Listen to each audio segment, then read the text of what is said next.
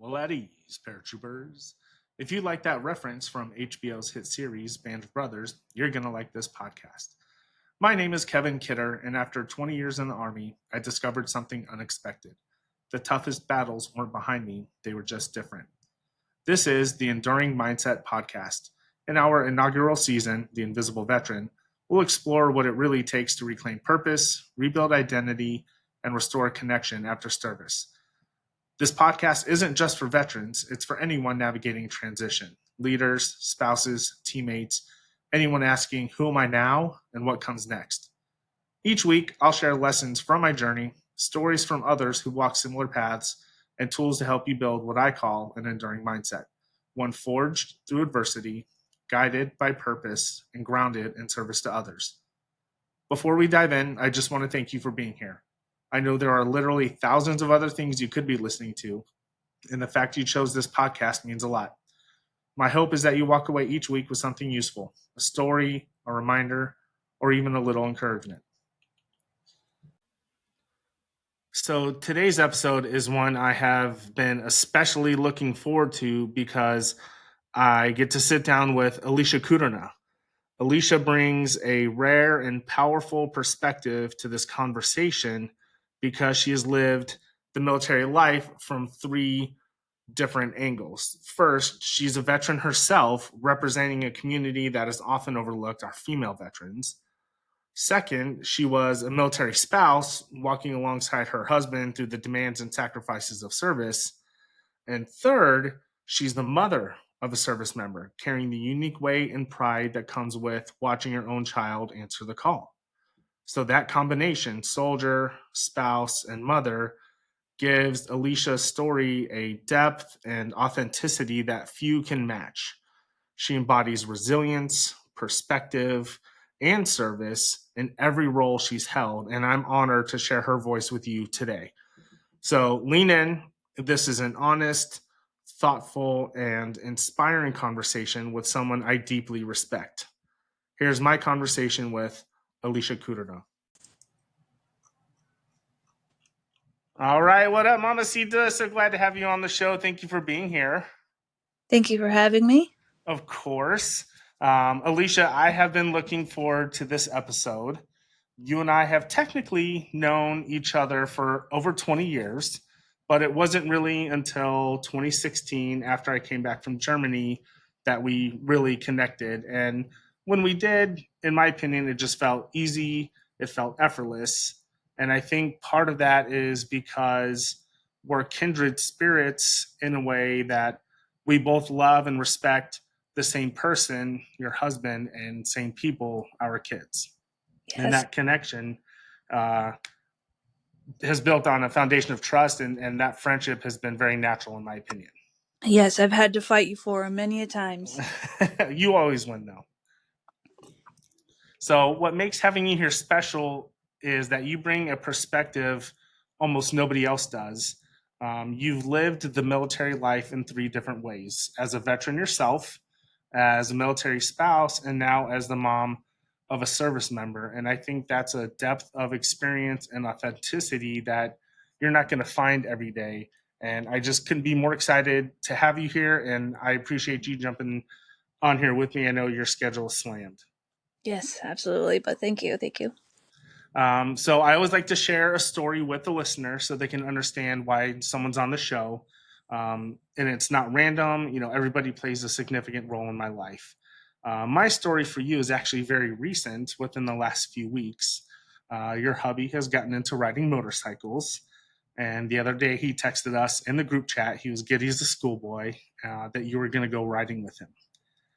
He explained that you're not a big fan of motorcycles, and agreeing to ride with him was a pretty big monumental step. And the reason that story means so much is because it encapsulates to me who you are. You're courageous, you're tough, you're loving, you were willing to face the fear in support of your husband and do something you had reservations about, and to love him in his love language. And that man has been through a lot of pain and suffering, and he's finally allowing himself to experience joy and happiness without guilt. And with you by his side or riding in the sissy seat of his Indian motorcycle, he has experienced more of that with you than any other period of time that I've known him. And, I certainly hope this doesn't paint you in a Stepford wife type of light, because you are far from it. You're a bad mama jamma, and I certainly wouldn't want to be on the wrong end of pissing you off. But I do think it's important to show that a woman as strong and tenacious and intelligent as you has no problem being supportive and empowering their spouse. Yes, absolutely. Well, it's not necessarily that I was afraid to get on the bike with him. It's just I like to have control, and if I don't know we're going left and we going left, I might still be going right. So it's just about being able to have the control of it. So to be able to give that up, to let him just protect me in that way, was definitely a different kind of status to the relationship. I mean, and what a beautiful way to explain it too. As husbands and wives, we have to learn how to submit or relinquish control in different aspects of our life, and it could be something as um, simple as getting on a vehicle, or it can be as profound as entrusting, your life and your kids and your livelihood to that person. I think you said that beautifully. Thank you. Okay, so we're going to jump into the question. And if the listeners are new, back in April, I was at a conference, and one of the breakout sessions was held by Brett Ledbetter, who is a mental performance coach, phenomenal guy. And his breakout session was about asking better questions. And at the end of the session, he plugs his new book, 365 Questions, Getting to Know Yourself and Your Team Better. And I knew when I started the podcast, I wanted to take his recommendation and kind of make it my own, which is whenever I have a guest, I'll have them pick a number between 1 and 365 and then ask them the question for the first time during the podcast. So you have a real unscripted, authentic answer. And I know this isn't your favorite thing, but are you ready for your question? It's here I go again, giving up control because I love you, kid. I love you too. You're the best. All right. So most of his questions are two parts. So the first part of your question is, what is the best lesson that you have learned from praise, either giving praise or receiving praise?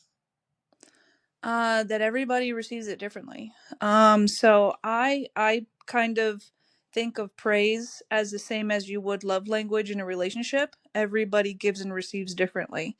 So I think you need to really know how the person wants to receive, or versus, the person giving it to you, what their praise language is, to know how to really accept that praise and or to give that praise correctly. That is a phenomenal answer. And the second part is, what life experience taught you that? How did you learn what you just said? In my job that I currently have, I have a team of 11 under me, and every single one of them is different.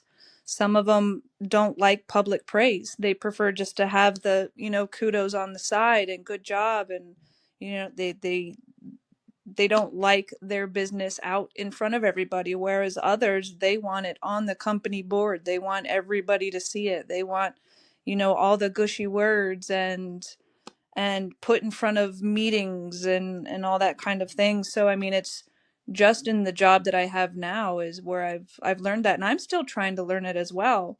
Because I try to give praise how I'd want to receive praise, and so I'm still learning each person and kind of each scenario. Maybe they don't want to be publicly praised for a specific scenario, and it's so I mean, it's just something. You reach out to them, you say, hey, this was a great job, I would like to say this to somebody else, do you mind? And it's just a respect factor. I feel as though it's, especially these days, you don't know what people want anymore.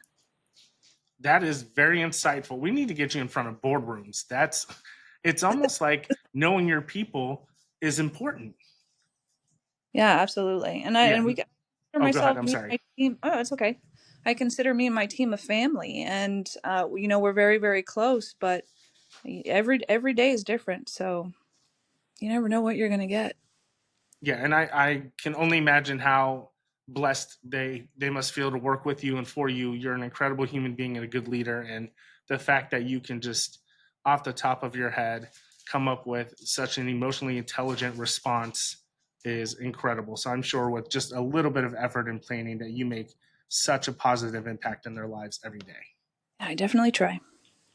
Okay, so you were born in California and then you Mm-hmm. grew up in Guadalajara and Mm-hmm. then you joined the Army in 1997 as a combat documentation specialist. What first inspired you to serve? What is a combat documentation specialist? And what do you remember most, or what did you take away from your time in uniform? Yeah, so I don't remember a lot. I don't know why that part of my life is blocked sometimes. Like there's like key things that are blocked. Um but and I want to say it was 97. It could have been 98. I don't quite remember now. I don't even know how old I am anymore. That's how old I don't remember how 27. old I am. So, yeah, we'll go with that number. But to why I joined. So to be brutally honest, it was my parents. So being the later half of my teen years being raised in Mexico, I was homeschooled, for a majority of that time. My parents knew I wasn't going to be going to college. I wasn't going to be getting a job down there. You know what I mean? So I was just kind of a freeloader, I guess. So it was really, my parents saying, you need to do something with your life, and sitting around here in the house isn't it, kind of thing. And just, I didn't have self-awareness. I didn't have self-discipline. I didn't have goals. I didn't have priorities. I was just a bum, I guess. So my dad had come home from a trip to California. um he was visiting his parents there, and one of my cousins was joining the Navy, and my dad was talking to him about it, and he just ended up grabbing some pamphlets on his way home from a recruiter station, I guess, and came home and said, this is it. This is what I think it's going to be. And so I looked at the brochure and I was like, man, they've got some cute guys on here. And I was like, I'm doing it. I'm going. And so, yeah, we flew up to Texas from Mexico, and I wanted to be an MP for some reason. I wanted to be an MP, but I couldn't because I didn't have a US driver's license, and they didn't have anything on my life for like the last couple of years. There's no history of me. And so I couldn't do that because I didn't have a US driver's license. And so um, they just browsed through some jobs, and we landed on combat documentation specialist, which is photography and videography for the army. And I was like, well, that sounds pretty sweet. So I just signed up, came home, and my dad was like, what'd you get? And I was like, this is a job that I got. And he was like, that's super awesome. You're super artistic, you like that kind of stuff. I think this is going to be your wheelhouse. And he was like, so what'd you get, like 2 years or something like that? And I was like, nope, that was an automatic 6-year sign up. And he was like, Wow. whoa. And he was like, was not expecting that. And I was like, well, sorry. But yeah, so that's kind of my story. It's I had a blast. And me and Lucas, for listeners, my husband Lucas, or Kay, fight about this all the time. He says that I had a foo-foo experience. He'll say experiences in the army will vary. I was stationed at the Pentagon my entire tour. I was in civilian clothes the majority of the time, didn't have all the extra trainings and out in the fields and all that kind of stuff. It was just a very behind the scenes, nobody really wanted you to know that you were military, so you wore civilian clothes, and so that you can sneak in and out and get your photos and get out of the way and that kind of a thing. So I mean, it was, I loved it. Had great people, great time. I was there. No, I wasn't literally there for 9/11, but I was stationed there during 9/11. I had gotten a call from the daycare of my son, our oldest son, Trevor, and that he was sick. And had to leave to go pick him up. And so I left to go pick him up. And on the drive to go get him is when 9/11 happened there at the Pentagon. Wow. Uh, yeah. And so and I was supposed to be doing a photo shoot of a retirement at that time, and that retirement ceremony was in that section of the Pentagon that got hit. So I that was the Lord, that was God Hmm. on his hands. Um, and shortly after that, and this is kind of probably what I remember the most, is that was part of your question. Um, my sister had to fly up from Texas to get my son because we were kind of getting put on a lockdown in a way, I guess. So she flew up that very day, picked up my son, and then we had to do photographs of things coming out of the building. So each office had its own location on a table, and we had to document all these. I mean, coins, pennies, a pencil, and we had to document what came out of that area to put it into a box. So either people could come and pick up their belongings, or the spouses or significant other or relatives could come and pick up the belongings of somebody who may have passed in the event. Um, but because of 9/11, I met Lucas Hmm. and I met you. So if it wasn't for that extremely tragic event, I wouldn't be where I'm at right now with the love of my life. That's I take away. beautiful. Yeah. I want to come back on a couple things. The previous guest, Justin, he was homeschooled. And it's Mm-hmm. interesting to me that both of you were homeschooled, and you are two of the most intelligent, not just like book smart, but street smart and empathetic and people I've ever met. A lot of people, especially in our age group, it was looked down upon if someone was homeschooled. They were weird or socially awkward, and neither of you come across as that. And I wonder if that gives you. Do you think it gave you an advantage, not being in a traditional school setting? Um, I think so, and the main reason is why I was homeschooled is that I was too much of a social bug. Okay.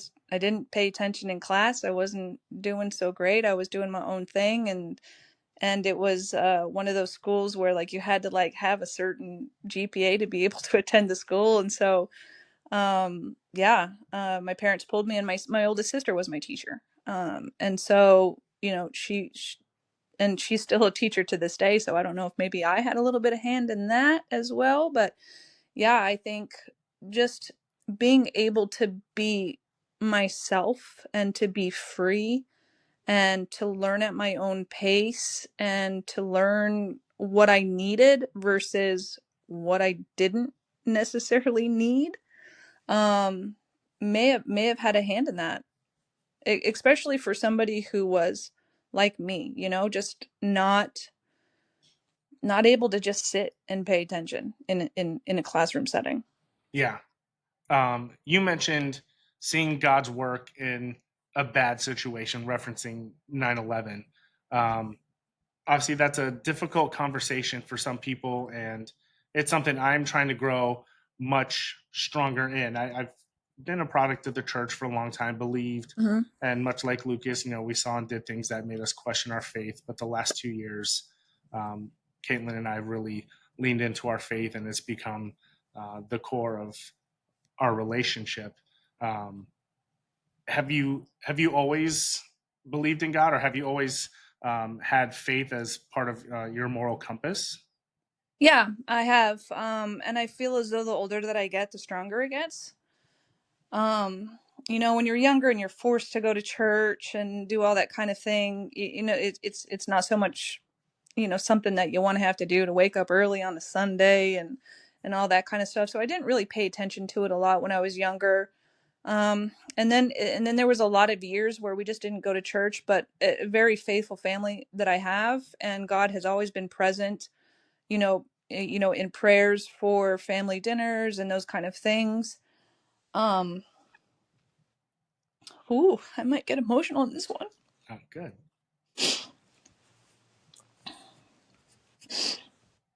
more recently with my father, because he's dying of heart Hmm. failure. And just with everything that he's gone through and the pain that he's had, and he's still going. And there's only one person that could do that besides himself, is the faith that he has in God. And it's just these milestones that he's setting for himself of, I gotta live to be able to be here for this event. I have to live long enough to be able to be here for the birth of my niece's son. And now it's, I need to live to be able to have just one more Christmas. And he's just killing it. He's doing it, and I know that he hurts and he's weak, but the faith that he has in God and just what God has given back to him because of that, it's a lot. And that's kind of why I'm saying the older I get and the more that I see it, the more that you can believe. And it's hard to believe it when you're younger, because you don't see it in things, and you're just dumb to seeing those kind of signs and stuff, because you're kind of just floating through life as a child. And so, but as an adult, you can see it and you understand it more. Now, That's yeah, okay. we still don't go to church, but there is like Cowboy Church that we can watch online, that is from a pastor that we know from Texas, and he's just amazing. And just the way that he preaches and everything, it's understandable, and all that. But I think that the way that we talk to the Lord is here in our home, on our land, looking at what he gave us. That's beautiful. And I've never had the pleasure of meeting Randy, but between you and Lucas and hearing the reverence with which you speak of him, he's such a patriarchal figure, and his ability to embody faith and present it to you and your family is incredible.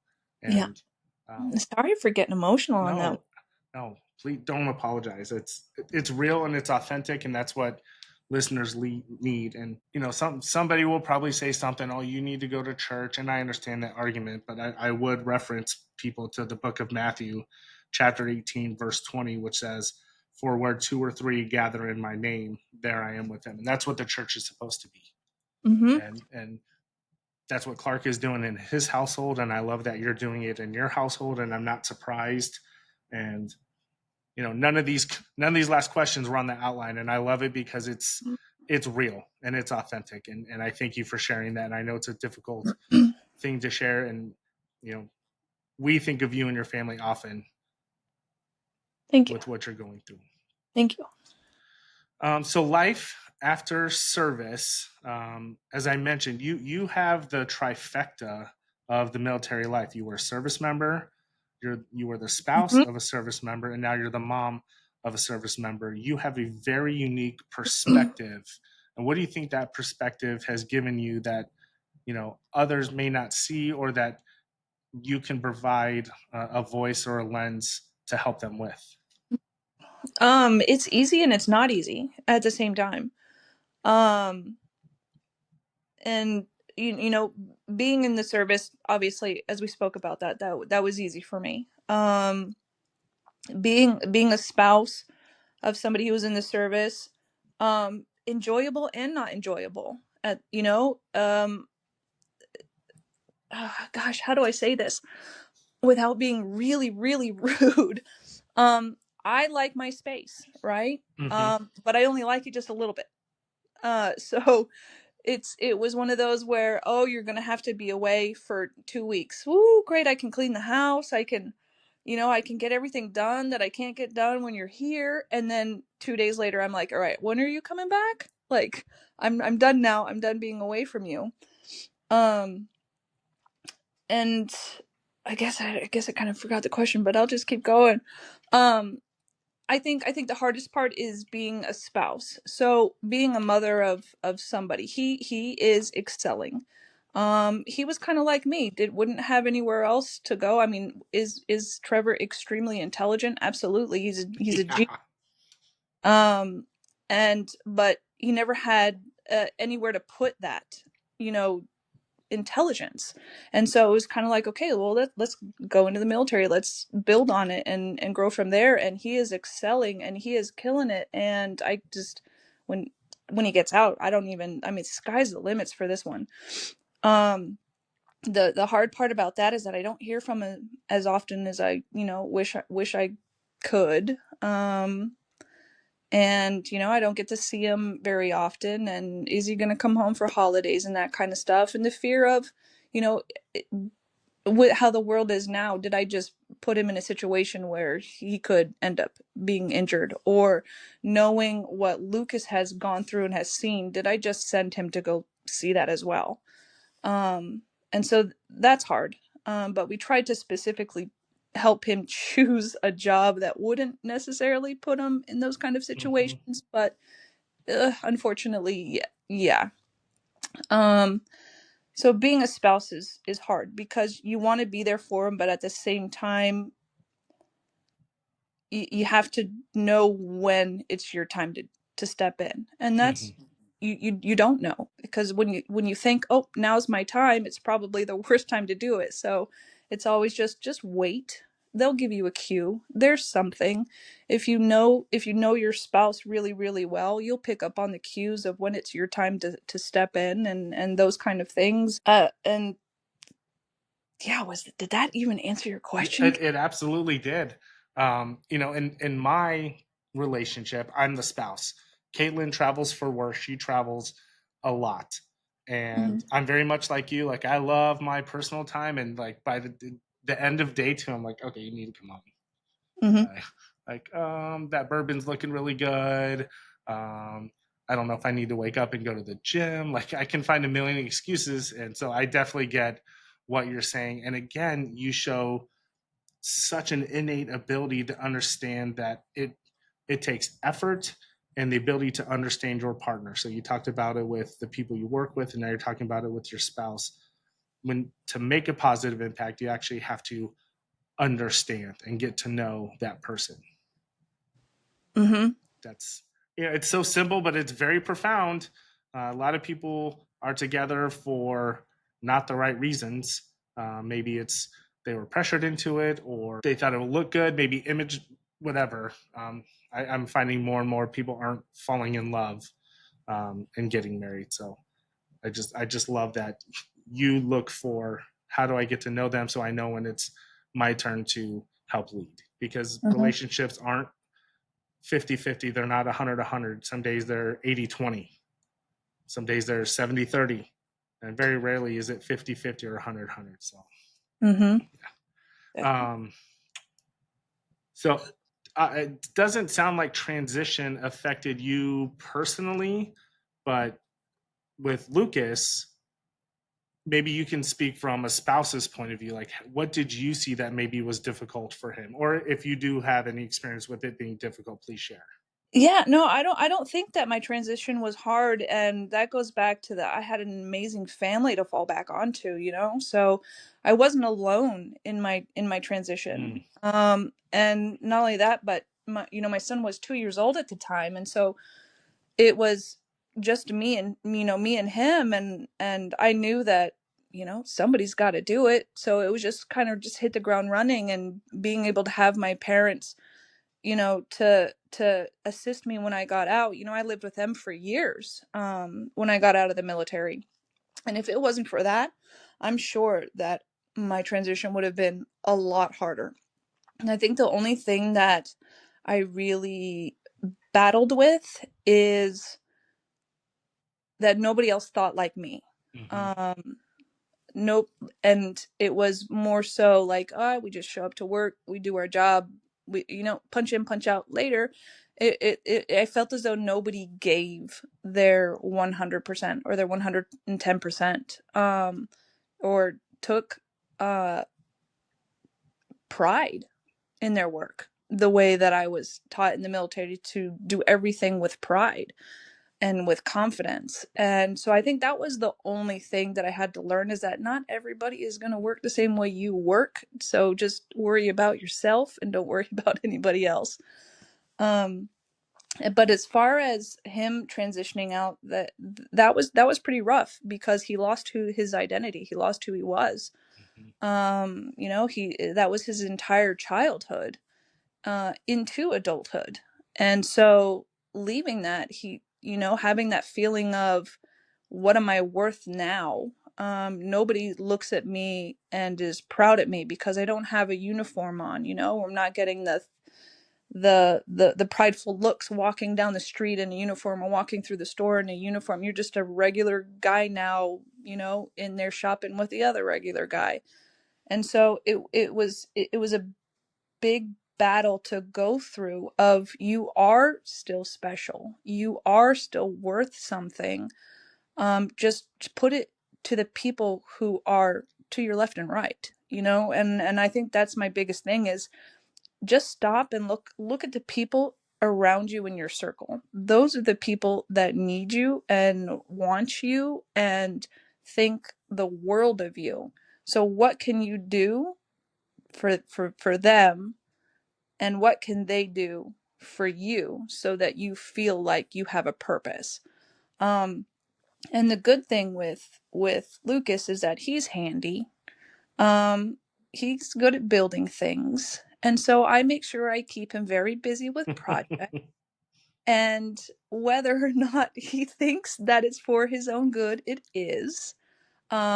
He has to have like 15 different projects going on, because he's got ADHD as well. So when one gets too tiring to do, there's another one right there ready for him to go. Um, and that's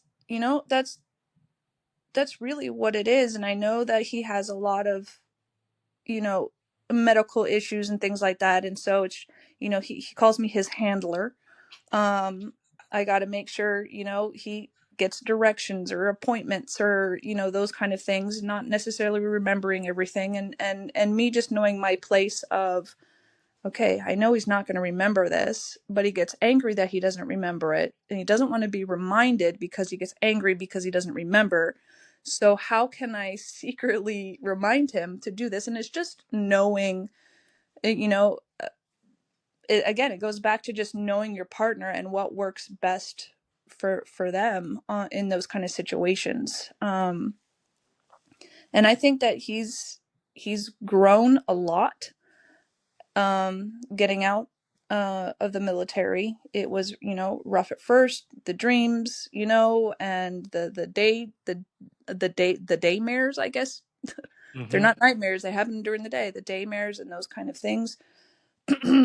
um you know I know when they're coming, and around certain anniversaries, just making sure the house is picked up, things are out of the way, kids are quiet, dogs are not being crazy and ornery, and just giving him a nice safe place to just de-stress during those times. And then again, just knowing when it's time to, okay, let's step in and give him a hug. And be able to, finish it off by breathing through it, kind of thing. But it takes a strong person to be able to play that role for somebody, and it's not easy. I have my moments where, I got to step away, because there's absolutely nothing I can say or do that will help him in any way whatsoever. And a lot of the times I say, call Kid, call Jason, Mhm. call one of them. And it's always that, well, what are they going to do? And I was like, they know more than I know. So, just, if you want to just talk about it with them because you don't want to scare me, then, reach out to those kind of people. And he's and I talk about this often, because he doesn't want to bother anybody. And Right. I tell him, so, of all the people that that have committed suicide because they didn't want to bother somebody, you're Mhm. angry that they didn't reach out to you. You're upset that they didn't reach out to you, because you could have possibly have helped them. So I said, so what you're saying about not wanting to bother somebody, is irrelevant to me. So, utilize your people. Don't, you're not, nobody's a bother to anybody. You have your close circle, you have other people out on the outside circle that you may not have talked to in a few years, but they were there with you, or, and it's a buddy check, not only for them, but it's a buddy check for yourself as well, just to be able to get some things off your chest that maybe you didn't know that were, sitting there in the background for a little bit. So just nobody's a bother. And that's what the big thing about a spouse is, that if they're going through something, make sure you're not like, oh, here we go again, because then they hide it from you, they keep it from you, and then that's where it comes in of, I'm just going to have to try to deal with this on my own. And you Yeah. want to make sure that there's a open space, safe space, a clean space, um, just for all that, for them to go through whatever they need to just unload and drop in that moment. Yeah. Someone better call the TSA because you're dropping truth bombs right now. This is fantastic. Going back to you being a handler, one of my favorite movies, and Caitlin's Greek, is My Big Fat Greek Wedding. And there's a Hmm. scene where the dad is yelling at his daughter about who she's dating.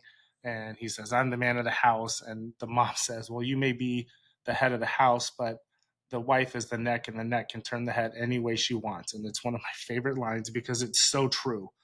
Um, Hmm.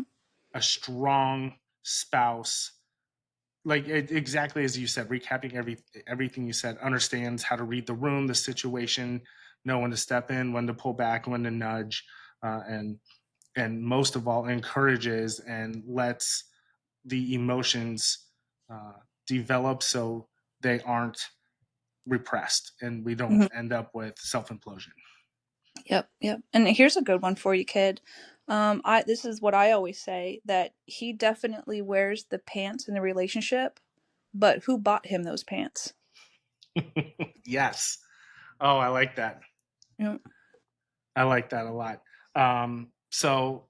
The definition of force multiplier is a factor or combination of factors that gives personnel or weapons the ability to accomplish greater feats than without it. And I often call military spouses the real force multiplier because the service member cannot effectively perform their mission without someone at home who truly has their back. How were you able to be such an incredible force multiplier for Lucas? I didn't make my problems his problems. So especially this last round right before he got out, he had to go over to Qatar, and I was here holding down the house, the kids, the farm. We had hogs. The hogs were breaking down the fences, getting through the hot wire, ended up in the middle of the road.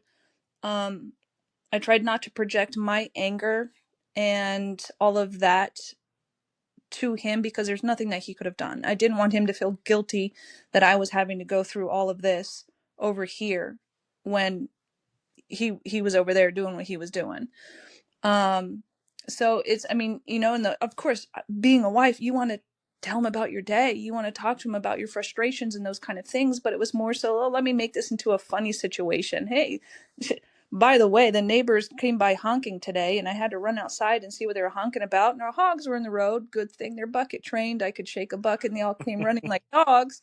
And we got them back in, and now we're covered in mud and pig poop and all that, because we had to reline it with hot wire, and and just making sure that he knows it's done. We got it done. We were able to, you know, take care of it ourselves, so he didn't feel that guilt. As well as a huge one. Women, for some reason, when men are away, want to rearrange their house. They want to paint the walls. They want to move the bed, move the couches.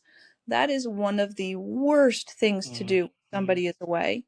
And the way that Lucas, says it is that they press pause when they leave. There is a mental image in their head of their house and their family when they leave that they hold with them. And when they come back and that's different, that's a hard thing to swallow for them, because it's not what they were thinking about and dreaming about the entire time they were gone. So I had that moment. I wanted to change our bedroom up when he was gone, but I made sure that he was participating in it the entire way. Mm. I would send pictures or videos, be like, hey, babe, here, I put the bed here against this wall. What do you think about it? Do you like that? No? Okay, I'm going to try this wall. So it was something that we did together so that in his mind, he could be thinking of laying in bed with me, or I'm not trying to get too gross, but to comfort him, just snuggling in the bed at home. He knew where to picture the bed on the wall. And Oh, I those, love that. when he came home, it wasn't a shock. It wasn't, it wasn't something that, caught him off guard to where it was like, this is not my home. This is adding extra anxiety or any kind of that kind of stress. So just really keeping them involved in your life, sharing those kind of things, and send them those darn gift packages and those boxes and what are they called? I can't even think of what they're called. A care package. Care packages, yes. Send them. Make them fun. Make it a monthly thing. They want that. They need that. And if they talk about somebody that is there with them that may not have family sending them anything, find out what that person's likes are as well and send them their own private care Mm. package. It goes a long way. I remember sending a care package to somebody who in passing said he really likes Reese's peanut butter cups. I went to the store and bought everything Reese's. Reese's cereal, Reese's candy, the big ones, the little ones, anything that was Reese's. I put it in a package and sent it to him. And that was like made his entire year. Oh, Because he no never doubt. had a package before. And just in passing, him saying in the background while I was talking with Lucas was, man, I really like Reese's. Just giving them that extra attention that they're just missing from being home. Oh, that's fantastic. My ADHD brain is working, and what you're describing is what my pastor Pete Wilson calls an "and then some" kind of person. And he gave a sermon on this last year. It's Caitlin's favorite sermon. She actually just got a tattoo of it on her arm. It says "and then some," and the T is a cross. And it's the story of, and I can't remember which characters because it's her favorite story. I want to say Isaac and Rebecca, and they send their servant to find a wife for their son. And as he's traveling into the town, he stops outside of town. He has his 10 camels to trade for the bride. And there's a woman at the well, and she sees the servant, and um, she offers him water and then offers to feed or to water his camels. And you're pulling up dozens of gallons of water from this well, and that was who the servant ended up picking because she was and then some kind of person, someone who goes Mhm. above and beyond. And it just made me think of that. And I know Caitlin's gonna love that I mentioned it, but be mad at me that I butchered the story. But it's what my ADHD brain connected to, so I had to do that. Um, how do you balance your path and your passions while supporting your family's mission and legacy? Um, wow. My passions are my family. Mhm. So I don't know how to really answer that one. Everything that we do is as a family, and that's just taking it back to how I was raised. Everybody just being involved in everything, and um, it's I don't. That's a very hard question. No, Um, I like that. I like that. Yeah, I mean, Um, I have my own personal like hobbies and things that I want.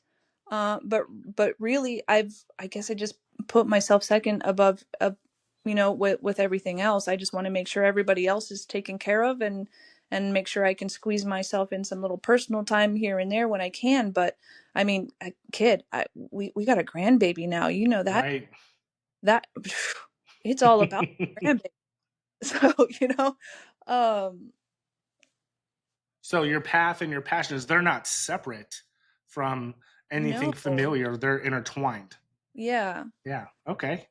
Um, what do you think female veterans or spouses, what role do they play in reshaping the narrative of the post-military life? Well, I just think women are the backbone to everything, Really? Gosh, kid, you're stumping me on these. And I you got good questions. So And Lucas, he had two jobs, corporate world, and he yeah, was going to get out, make a bunch of money, and somehow that changed. Right? He found whether he disliked the work or whatever. You, as the spouse, how did you help reshape his trajectory post military? just supporting him in everything that he wanted to do. And I don't think he even really knew what he wanted to do. Hmm. So it was just being patient until he found what made him happy. A lot of things don't necessarily make him happy. It's hard to get to that emotion. So it's just letting him be, let him find his own way, not putting the pressure of, you know where are we going to vacation this year or anything like that, but just just going with the flow. And I think that's just because that's the type of person that I am, is like, I can brush things off easily, and I can go with the flow quite easily, as long as it's not changing a plan that of something that was already planned. Don't do that. Right. um but just, I don't know, just you just got to know when to stroke an ego, when to let something pass, um when to know, you know I've said this already, when to step in, when to say your opinion, um and just when to have fun. And I Yeah. think that's huge, is just having fun. And I'm very hard, because as much as we are absolutely 100% perfect for each other, we are very different when it comes to playing around and joking around. I'm very conservative in that kind of way, and he is a 4-year old.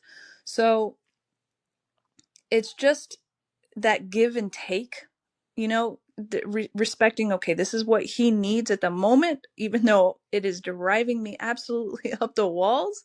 And then, afterwards just say, I don't want to do that again. Um, but yeah, I'm trying to think back of when you said, as a female soldier, what is the role? And that's hard for me to answer, because I feel as though my role is mom, is yaya, and is wife, and I put everything into that. And I feel like I feel like all the females are going to be like, oh, females are so much more than that, but I take pride in those things. Hmm. um and I'm very, what do you call it, we're very old fashioned, very much woman in the kitchen, woman cleaning the house, woman doing the laundry, man outside mowing the lawn, man outside doing we're very much like that, because that's what works for us. um and I like that. I like being the caregiver and the caretaker. So that's a hard question for me to answer, because I'm Traditional. very traditional. Yeah. I think maybe we could. It was a good question on paper, maybe not the best once I read it out loud, but I think there's a couple themes. Um, One is it's not going to happen right away. It's going to take time, so you're going to need some patience. If you look for things that make you happy and or that you're good at, you'll probably find a source of joy. And then, with respect to the female veteran, it's choose your own path. If it's like you, if you want to do something more traditional and gender traditional roles, awesome. If you want to challenge the social norms, and go do it, but understand whatever path you take, 50% of the world's going to like it, 50% of the world isn't going to like it. So you might as well do what you want to do, because at the end of the day, it's your life. Yeah. See, you said Uh, it better oh, than God. I did. You said it so much better than I did. Well, I got to listen to you and then come up with. You get uh, to listen to me ramble. yeah, no, not rambling at all. This is fantastic. When you think about legacy, and I get the word legacy from the inspiration of Dakota Meyer, Medal of Honor recipient, who owned the dash, and his big thing is your headstone is going to have two dates and a dash. Make the most out of the dash. So when you think of making the most out of the dash or legacy, what does that look like for you and your family? Wow. Um, a lot comes behind our names, whether it be my maiden name or my married name. And it's just really just doing it proud.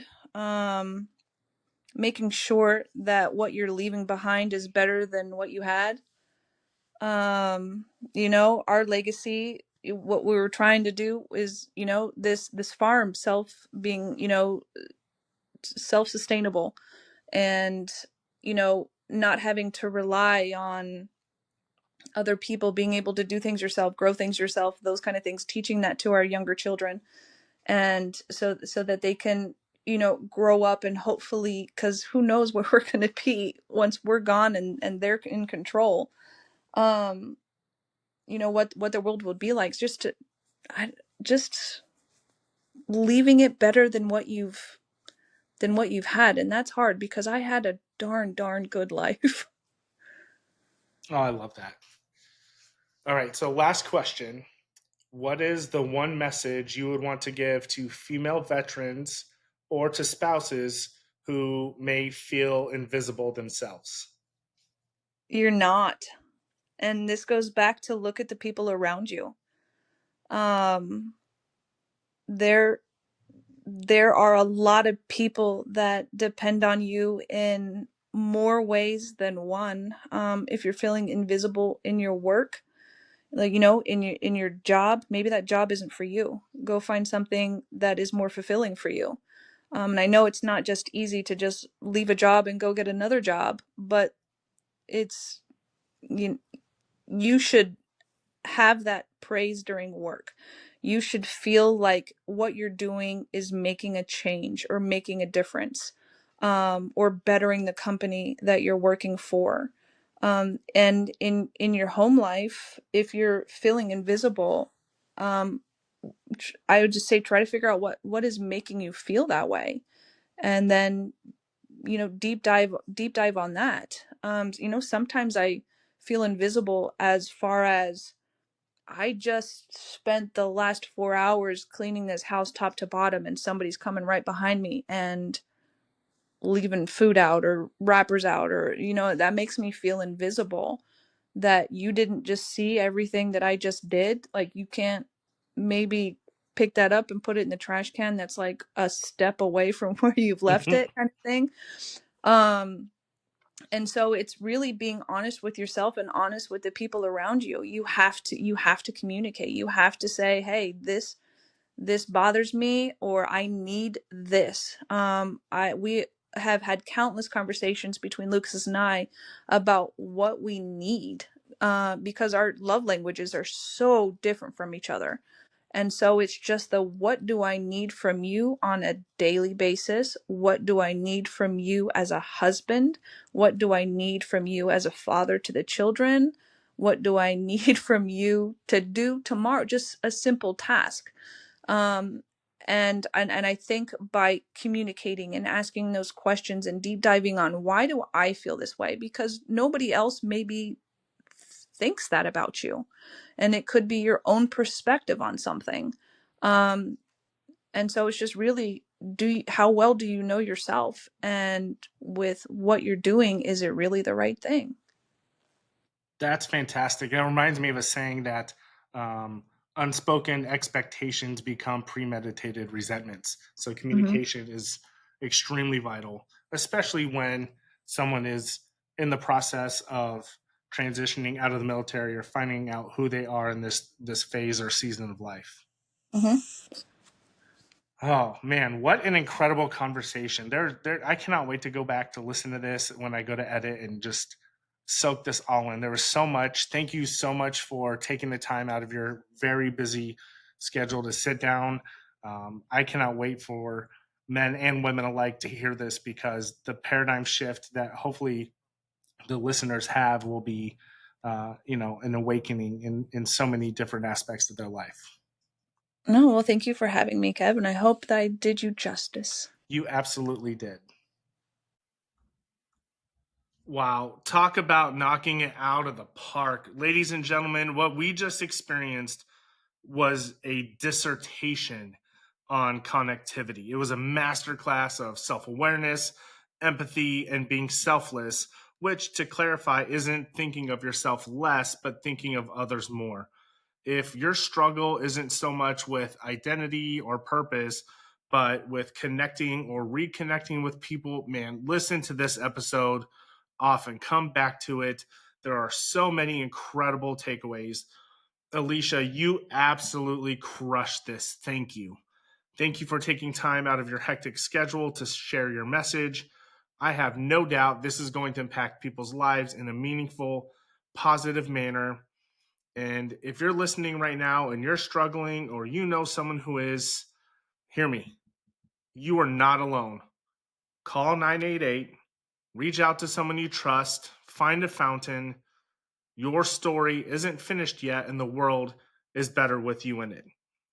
Thank you for listening to the Enduring Mindset podcast. If this episode spoke to you, share it with a friend, family member, or colleague who might need it. And hey, give us a follow on Instagram, Threads, and X at enduring underscore mindset underscore enterprise. Until next time, onward, forward, fall out.